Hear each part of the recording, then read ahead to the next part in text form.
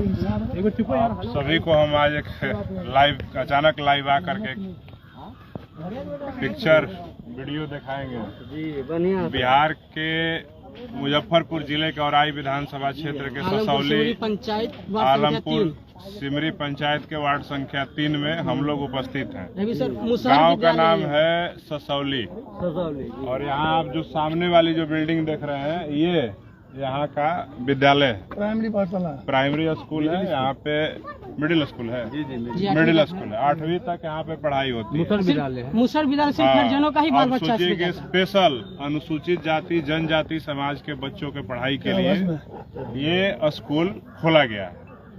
लेकिन हालात ये है कि आज़ादी का 78 साल हो गए हैं। बिहार में मुख्यमंत्री जी भी बड़े बड़े दावे करते हैं, प्रधानमंत्री जी का तो कहना ही नहीं है कि क्या क्या वो कहते हैं कि दलितों की जिंदगी ये हो गया, क्या क्या हो गया।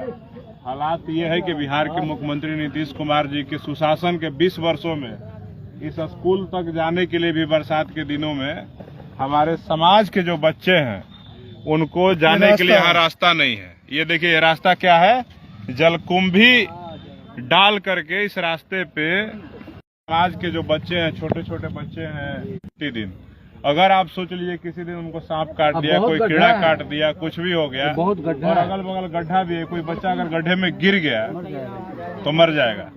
लेकिन हम पूछना चाहते हैं कि हमारे समाज के जो ठेकेदार नेता जो इन तमाम सरकारों में अब तक रहे हैं, उन नेताओं से भी मेरा सवाल है कि क्या आजादी के 78 सालों के बाद आपका घर भर गया, आपका परिवार भर गया, आपका पेट भर गया, आपका घर में बहुत पैसा आ गया, आपके पास महंगी गाड़ी आ गई, अच्छी जिंदगी हो गया, लेकिन आज भी जिस समाज के वोट का ठेकेदार बन करके, सौदागर बन करके तमाम दलों को अपने समाज के वोटों को बेचने का काम करते हैं, क्या उनके जीवन में कोई परिवर्तन आ पाया है? उनके जीवन में कोई परिवर्तन नहीं आ पाया है। ये उदाहरण है कि देखिए कि हमारे समाज के जो लोग हैं, उन समाज के जो छोटे छोटे बच्चे और बच्चियां हैं, उनके स्कूल जाने के लिए भी रास्ता नहीं है। और इस गांव के इतने बुरे हालात हैं। मैं गांव में अभी घूम करके आ रहा हूं, यहाँ पे 5-6 हजार अनुसूचित जाति समाज करके, खास करके पसवान और मुसहर समाज के लोग रहते हैं, जहाँ पे 6-7 हजार इनका वोट है। लेकिन इस गांव में स्कूल जाने के लिए रास्ता नहीं है। सोचिए कि इस गांव के बच्चे कैसे शिक्षा दीक्षा प्राप्त करके, आपके बच्चे तो पढ़ ले रहे हैं सेकेंडरी में और जाके इंग्लिश स्कूलों में, कॉन्वेंट में पढ़ ले रहे हैं, लेकिन इस गांव के बच्चे स्कूल भी नहीं पहुंच पा रहे हैं। इसकी जिम्मेदार कौन है? बिहार के मुख्यमंत्री हैं, कोई ठेकेदार नेता है? मैं पूछना चाहता हूं इन नेताओं से, इस समाज को सवाल करना चाहिए, आप जिसको अब तक वोट देते आ रहे हैं, कि आपको इस समाज के नेताओं ने क्या दिया? आपके मोहल्लों में आप गर्व करते हैं ना अपनी अपनी जातियों पे, अपने नेताओं पे। मेरा सवाल है कि आप गर्व और अपने नेताओं पे जो सम्मान और उनका पोस्ट, स्टेटस, स्टोरी, वीडियो लगा करके शान दिखाते हैं, मेरा सवाल है कि शान कहाँ है? हमारे समाज के लोग आज भी इस नरक भरी जिंदगी में जीने को मजबूर हैं, जहाँ स्कूल जाने को रास्ते नहीं, इनके मोहल्ले में, इनके गाँव में सड़कें नहीं है, गली में ढलाई नहीं, आज भी कीचड़ भरा हुआ है, गंदगी फैला हुआ है, पक्के मकान नहीं है।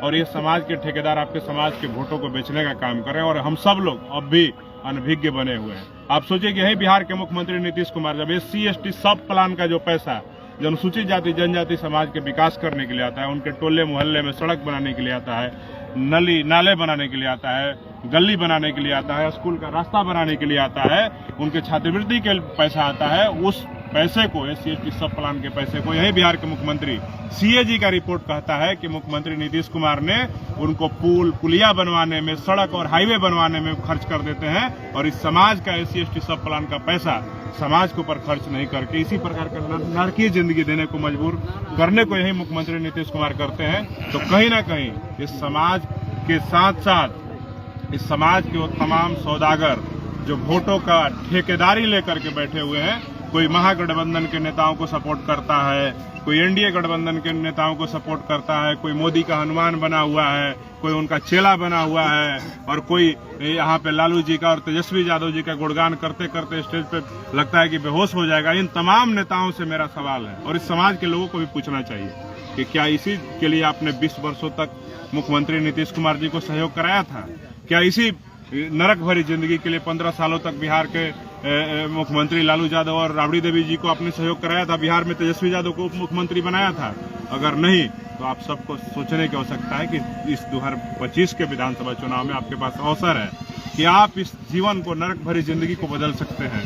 बिहार में आजाद समाज पार्टी कांशीराम भीम आर्मी के 25 सीटों पे उम्मीदवार चुनाव लड़ रहे हैं। हम जिस विधानसभा क्षेत्र में हैं यहाँ भी हमारे प्रत्याशी चुनाव लड़ रहे हैं। और अगर आप चाहते हैं कि इस नरक भरी जिंदगी से बाहर निकले तो आपको एक बार सोचना पड़ेगा आपके लिए कौन लड़ रहा है, आपके हक अधिकार की आवाज कौन उठा रहा है, आपके गली मोहल्ले में कौन जा रहा है। अगर आप इन मुद्दों पे अगर मुखर नहीं होते हैं और उसको लेकर के इस बार चुनाव में परिवर्तन नहीं करते हैं तो आपको पता ही है कि पहले से 6 इस समाज के दलाल लोकसभा में बैठे हुए हैं, 38 विधानसभा में बैठे हुए हैं। पिछले 5 से 10 वर्षों में जब से भीम आर्मी आई है, 38 विधायक न 6 सांसद कभी भी तमाम समाज के मुद्दों पे न खड़े होते हैं, न लड़ते हैं, न बोलते हैं, न उसके लिए लेटर तक लिखते हैं कि यहाँ पे हमारे गांव में जो दलितों के गांव है वहाँ स्कूल जाने को रास्ता नहीं है, उनके गली मोहल्ले में रास्ता नहीं है, पुस्तकालय नहीं है, स्कूल नहीं है, चिकित्सा की व्यवस्था नहीं है, उस पर नहीं लिखते हैं। तो आपको सोचने की आवश्यकता है कि 10 वर्षों में जो संगठन लड़ाई लड़ने का काम कर रहा है वो अगर उसको आपने सहयोग नहीं किया तो मैं आपको कह रहा हूँ कि आने वाले समय में आपके लिए लड़ने वाला भी कोई नहीं होगा। मेरे समाज के बंधुओं,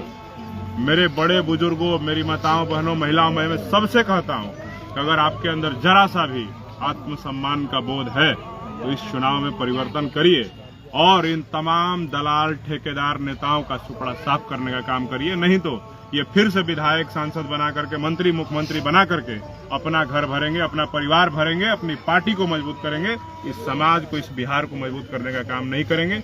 ये तस्वीर मैं दिखा रहा हूँ, आजादी के 80 साल होने वाले हैं और दलितों के मोहल्ले में जो स्कूल है वहाँ जाने को रास्ता नहीं है। ये एक उदाहरण है, सिर्फ और सिर्फ एक छोटा उदाहरण है।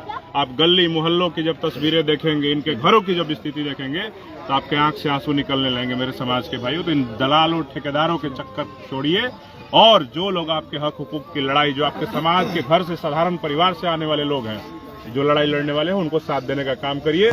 मैं आप सबका शुक्रगुजार हूं कि आप सब ने इस लाइव वीडियो को देखा होगा और ज्यादा से ज्यादा इस वीडियो को शेयर करिए और बताइए कि आजादी के 78 सालों बाद भी 80 साल होने वाले हैं और अभी भी दलितों की स्थिति क्या है बिहार के अंदर, जहां पे सुशासन का दावा बिहार के मुख्यमंत्री भी करते हैं, सुशासन का दावा बिहार के देश के प्रधानमंत्री भी करते हैं और हालात क्या है, नारकीय जीवन है। अगर इसको नहीं बदले तो मैं बता रहा हूँ आपके जीवन में कोई बदलाव करने के लिए दूसरा कोई मसीहा नहीं आ सकता है। और आप सबको सोचने की आवश्यकता है कि अगर इसको बदलना है तो आपको पहल करना पड़ेगा और आपके पास समय है।